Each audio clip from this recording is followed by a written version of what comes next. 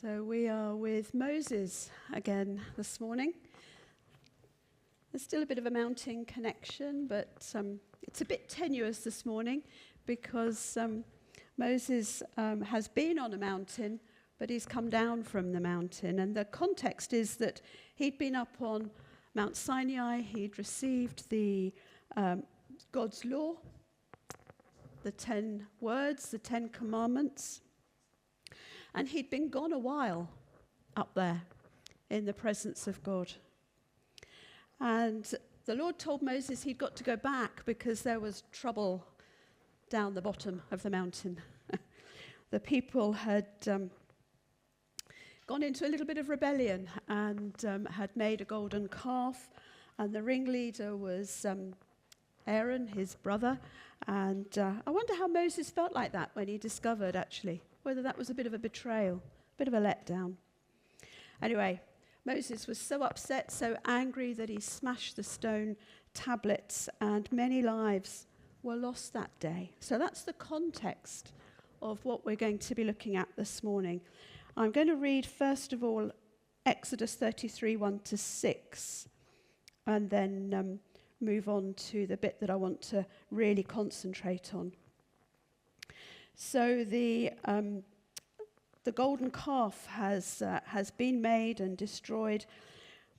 And then reading from verse 1:33, the Lord said to Moses, "Leave this place, you and the people you brought up out of Egypt.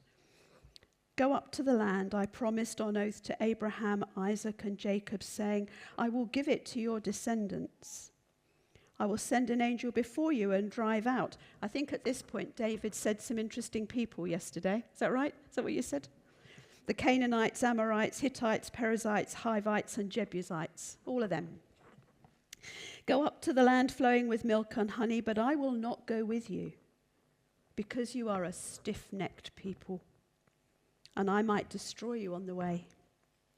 When the people heard these distressing words, they began to mourn, and no one put on any ornaments.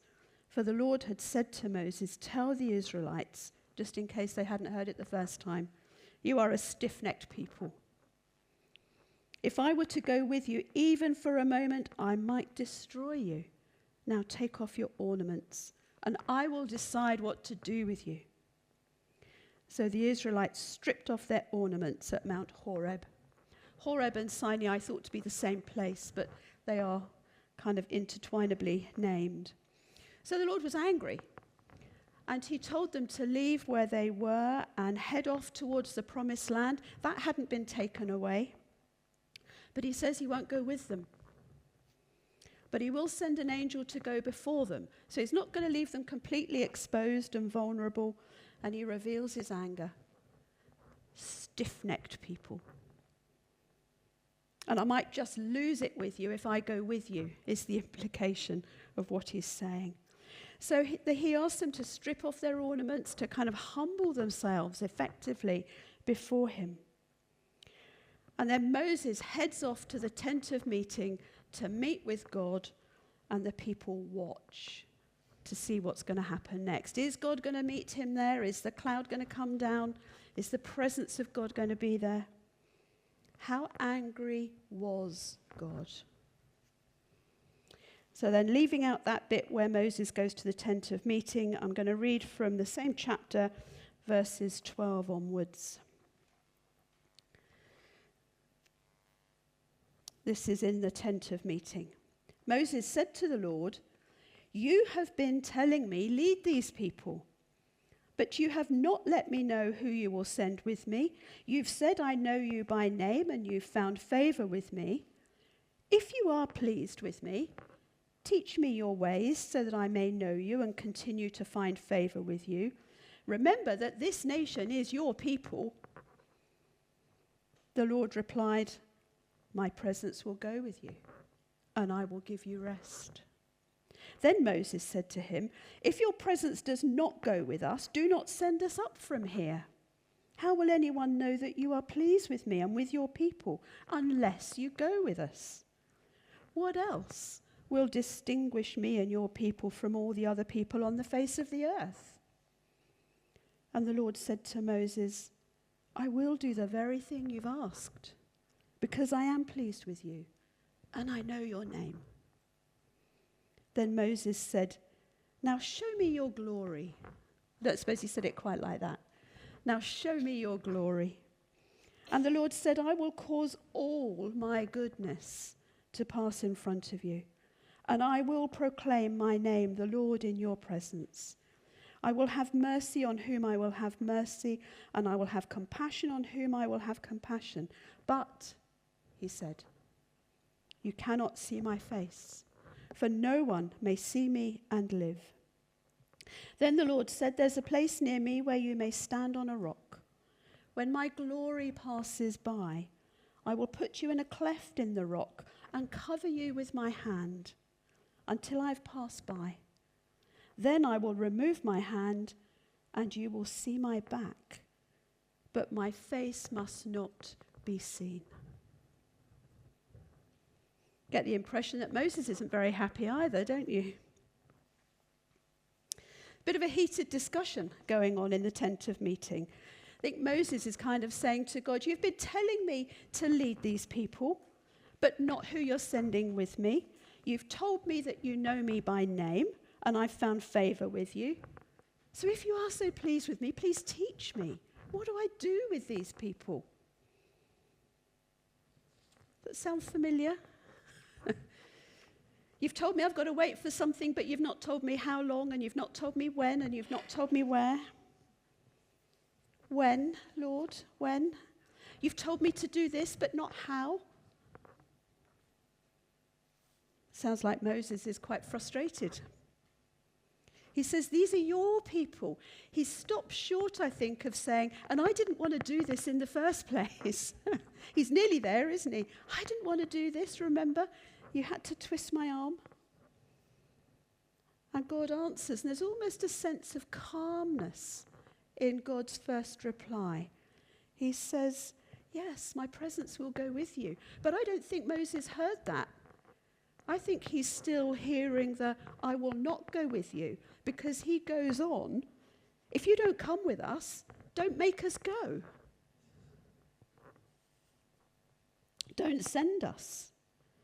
Because if everybody is to know that you're pleased with us and you don't come with us, we won't be your set-apart people. So if you're sending us, you've got to come with us." And God says again, "I will do the very thing you've asked." I wonder how many times we are so busy kind of having a go at God that actually we miss the point in that kind of rant where he says, "Yeah." And we carry on. And he says, "Yes." Somewhere along the line, God has changed from "I'm not going to go with you" to "I am going to go with you." It's not clear why he changed his mind. Was it because the people humbled themselves and took off their ornaments? Was he pleased with Moses advocating on behalf of the people? But he says, "I will go with you." First of all, he says, "My presence will go with you and I will give you rest." My presence. It actually means my face. My face will go with you. It's curious, isn't it? My face will go with you. And I will give you rest. It means I will give you settlement. I will give you quiet, a resting place. So is God referring to the promised land at this point? I don't think he is. I think he's referring to the journey, because it's about, I will go, I will travel with you, I will accompany you, and I will give you times of rest along the way. I will give you times of rest in the journey, in the slog, in the uphill, in the mire, whatever it is that your journey is taking you. And my face will come with you. Faces are familiar, aren't they? Faces are what we recognize. Wonder how many of us need that assurance today that God is traveling with us. And he will give us accompaniment, company, and rest on the way. Done a lot of walking with my family over the years, and resting on the way sometimes didn't look terribly like resting. When you're halfway up a mountain and it's pouring hard and you don't want to sit down anywhere because it's too wet, but you need a hot drink and you need something to eat, and there's no shelter. So you huddle very quickly and down what you need to down and move on. That was rest. But it doesn't always feel like rest. It's refreshment. It's pausing. And then Moses says this extraordinary thing. Now show me your glory. Sounds like a demand, isn't it? Can we demand that of God, that he show us his glory? Now show me your glory. Actually, when I looked up the Hebrew for that, it doesn't mean now. It means he pleaded with God. He beseeched God. He craves to see the glory of God fall. So I don't know why they put now. Is that something you crave? To see the glory of God fall?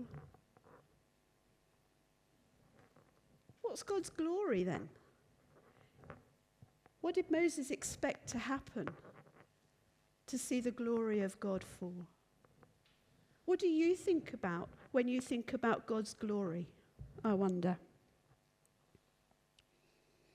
Essentially, Moses was saying, let me see your observable essence. What does that mean? Who are you, God? I think he was saying. Who are you? Your character. Who are you? What's your essence? Your heart? And I wonder if underneath that, Moses is struggling with the, I won't go with you, I will go with you, God's anger. I wonder if Moses at heart is saying, are you really a good God? Can we trust you? Why did your people suffer so long before you rescued us out of Egypt? Why did so many people have to die? Why are we now in a desert? Why did we have to go through the plagues? Can we trust you? I bet you've never asked those questions in one way or another. Can we trust you? Are you trustworthy? Why did I have to go through that, Lord? But often, a bit like Moses, we wrap them up in a kind of a holier question somehow, don't we? And I think God answers that deeper question. He says, I will show you, not my glory, I will show you my goodness. And I will let my goodness come by you. The essence of who I am. I'm not answering, I think God's saying between the lines, I'm not answering all those questions, but I will show you who I am. And I will proclaim my name. And of course, names are so important, aren't they? I will tell you who I am.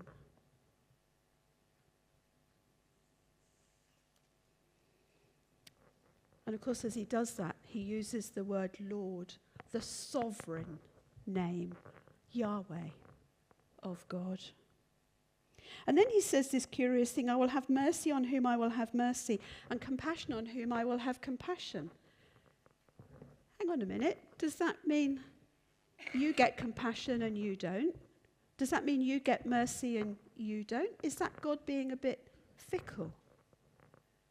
No, I don't think it is. I think it's God saying, I will show mercy because that's who I am. I will show compassion because that's who I am. In the context of this, I will show mercy and compassion because you will see my goodness.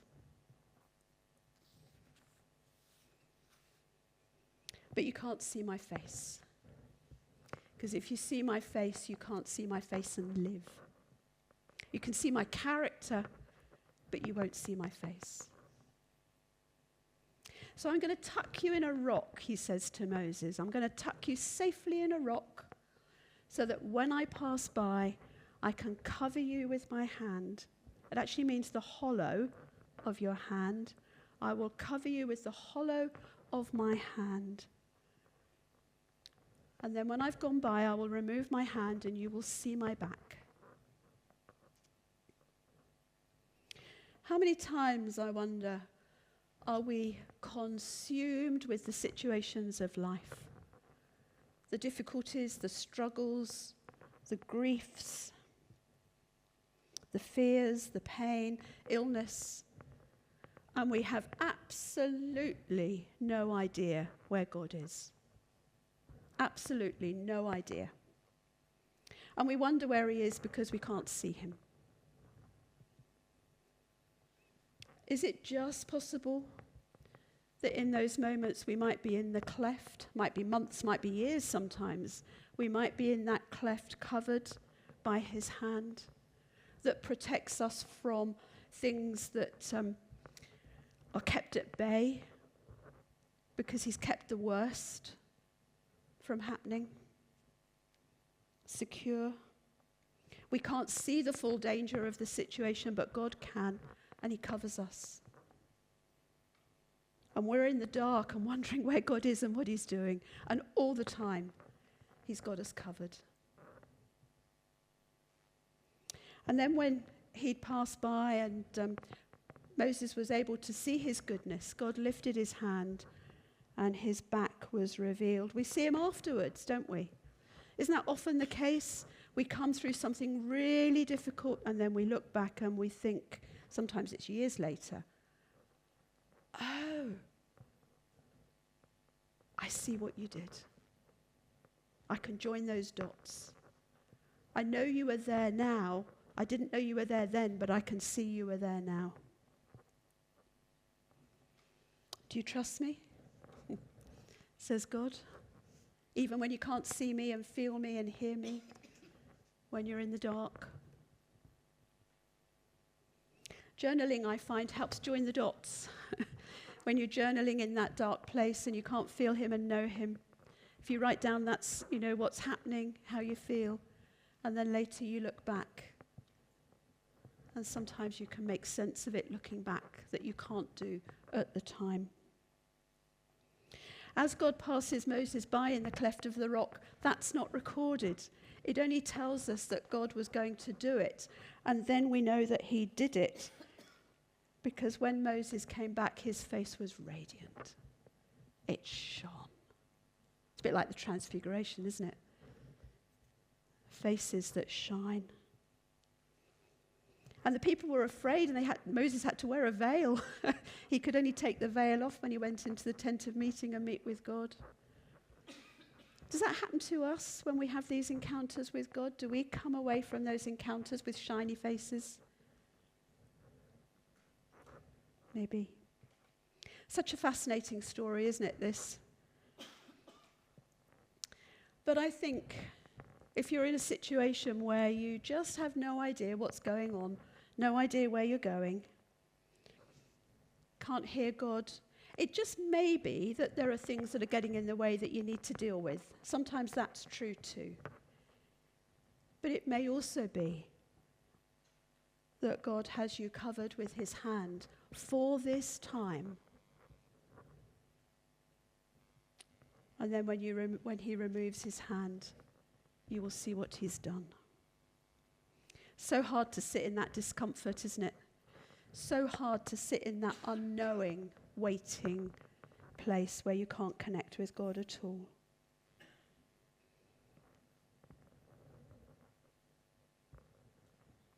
So if that's where you are, in the crevice in the rock with God's hand over you, perhaps it's a moment to give thanks that he's got you covered while he does whatever it is that he needs to do. And his goodness moves around you. Amen.